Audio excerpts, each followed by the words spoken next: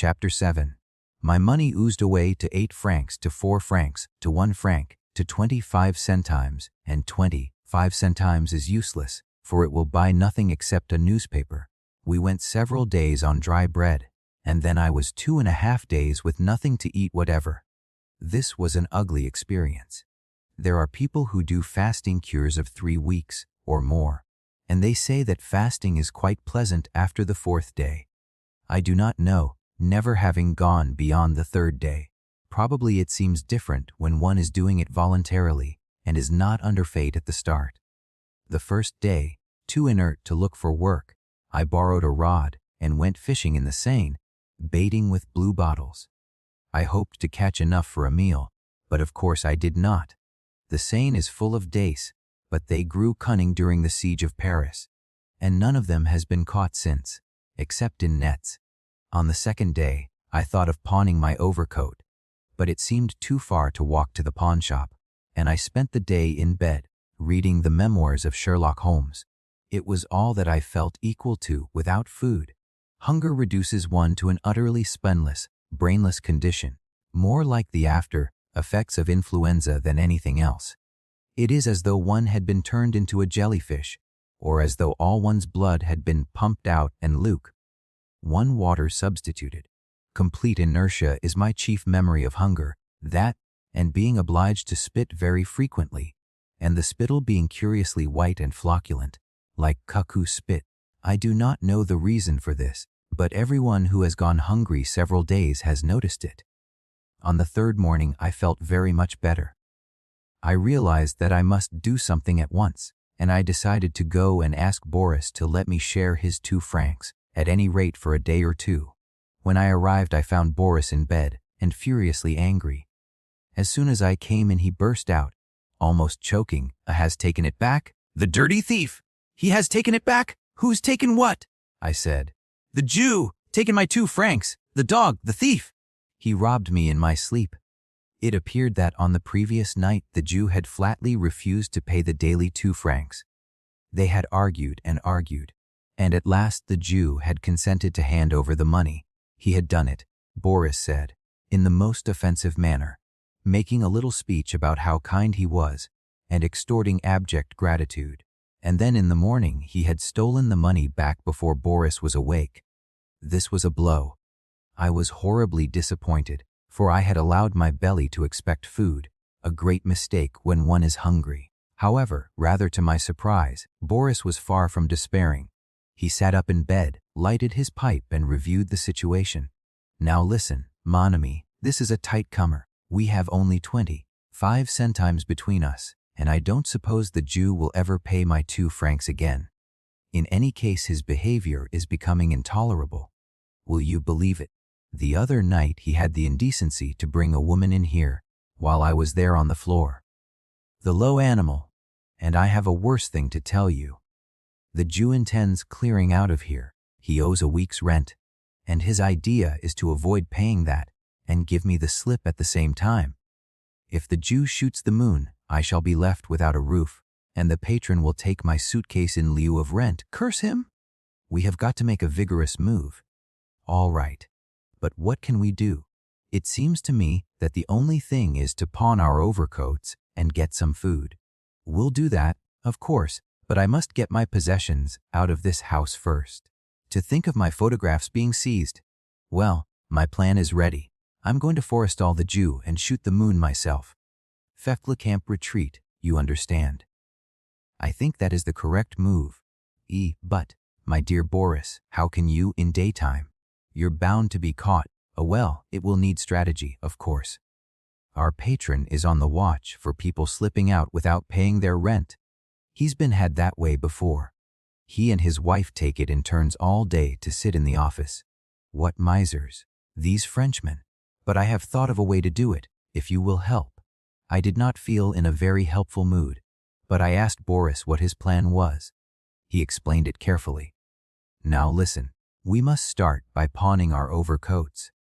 First go back to your room and fetch your overcoat, then come back here and fetch mine and smuggle it out under cover of yours.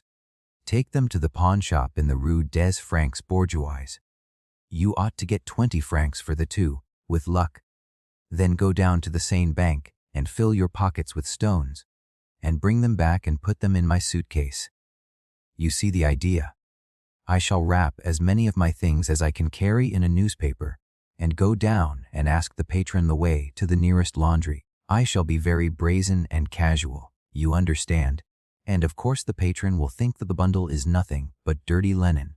Or, if he does suspect anything, he will do what he always does. The mean sneak, he will go up to my room and feel the weight of my suitcase. And when he feels the weight of stones, he will think it is still full. Strategy A. Then afterwards I can come back and carry my other things out in my pockets. But what about the suitcase? That? We shall have to abandon it. The miserable thing only cost about 20 francs. Besides, one always abandons something in a retreat.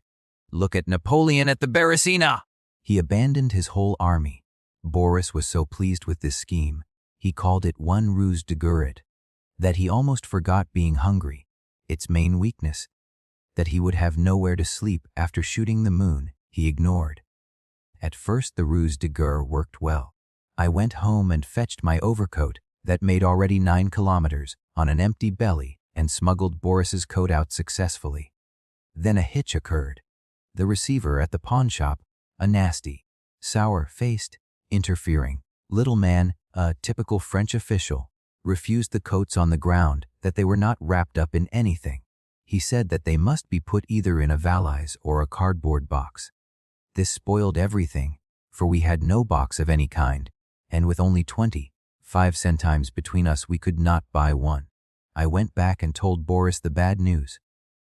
Merd, he said, that makes it awkward. Well, no matter, there is always a way. We'll put the overcoats in my suitcase. But how are we to get the suitcase past the patron? He's sitting almost in the door of the office. It's impossible. How easily you despair, mon ami. Where is that English obstinacy that I have read of? Courage. We'll manage it. Boris thought for a little while, and then produced another cunning plan. The essential difficulty was to hold the patron's attention for perhaps 5 seconds, while we could slip past with the suitcase. But, as it happened, the patron had just one weak spot, that he was interested in le sport, and was ready to talk if you approached him on this subject. Boris read an article about bicycle races in an old copy of the Petit Parisien, and then, when he had reconnoitered the stairs, went down and managed to set the patron talking. Meanwhile, I waited at the foot of the stairs, with the overcoats under one arm and the suitcase under the other. Boris was to give a cough when he thought the moment favorable.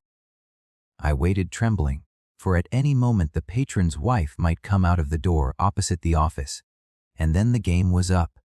However, presently Boris coughed. I sneaked rapidly past the office and out into the street, rejoicing that my shoes did not creak. The plan might have failed if Boris had been thinner, for his big shoulders blocked the doorway of the office.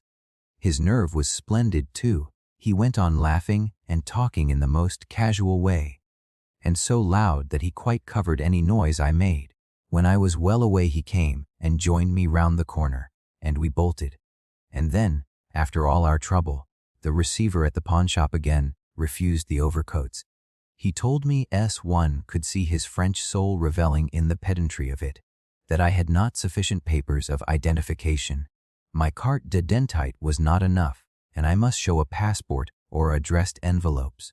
Boris had addressed envelopes by the score, but his carte d'identité was out of order. He never renewed it, so as to avoid the tax, so we could not pawn the overcoats in his name.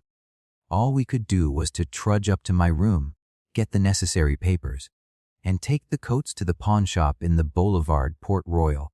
I left Boris at my room and went down to the pawn shop. When I got there I found that it was shut and would not open till 4 in the afternoon. It was now about 1:30, and I had walked 12 kilometers and had no food for 60 hours. Fate seemed to be playing a series of extraordinarily unamusing jokes. Then the luck changed as though by a miracle. I was walking home through the Rue Broca when suddenly, glittering on the cobbles, I saw a 5-sou piece. I pounced on it, hurried home, got our other 5 sous piece and bought a pound of potatoes. There was only enough alcohol in the stove to parboil them, and we had no salt, but we wolfed them, skins and all. After that we felt like new men and sat playing chess till the pawn shop opened. At 4 o'clock I went back to the pawn shop. I was not hopeful, for if I had only got 70 francs before, what could I expect for 2 shabby overcoats in a cardboard suitcase? Boris had said 20 francs, but I thought it would be 10 francs, or even 5. Worse yet, I might be refused altogether, like poor numero 83 on the previous occasion. I sat on the front bench, so as not to see people laughing when the clerk said 5 francs. At last the clerk called my numero 110. Oh yes, I said, standing up. 50 francs. It was almost as great a shock as the 70 francs had been the time before. I believe now that the clerk had mixed my number up with someone else's, for one could not have sold the coats outright for 50 francs. I hurried home and walked into my room with my hands behind my back, saying nothing. Boris was playing with the chessboard. He looked up eagerly. "What did you get?" he exclaimed. "What, not 20 francs? Surely you got 10 francs anyway. Nom de Dieu, 5 francs, that is a bit too thick." "Mon ami, don't say it was 5 francs. If you say it was 5 francs, I shall really begin to think of suicide." I threw the 50-franc note onto the table. Boris turned white as chalk, and then, springing up, seized my hand and gave it a grip that almost broke the bones. We ran out, bought bread and wine, a piece of meat and alcohol for the stove, and gorged.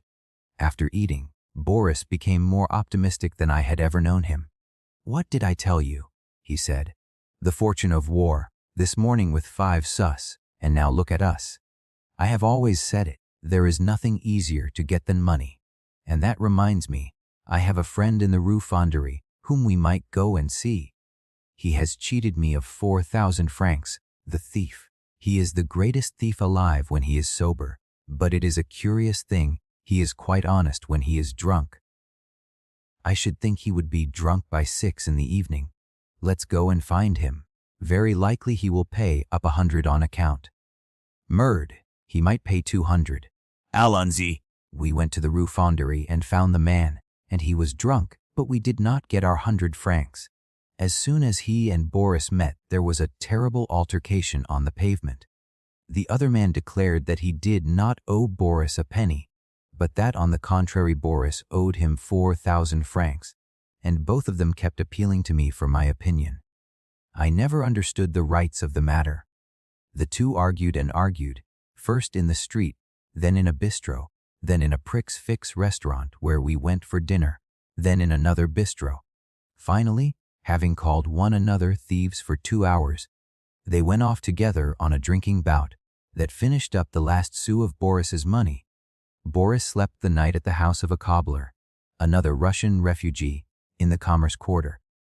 Meanwhile, I had 8 francs left and plenty of cigarettes, and was stuffed to the eyes with food and drink. It was a marvelous change for the better after 2 bad days.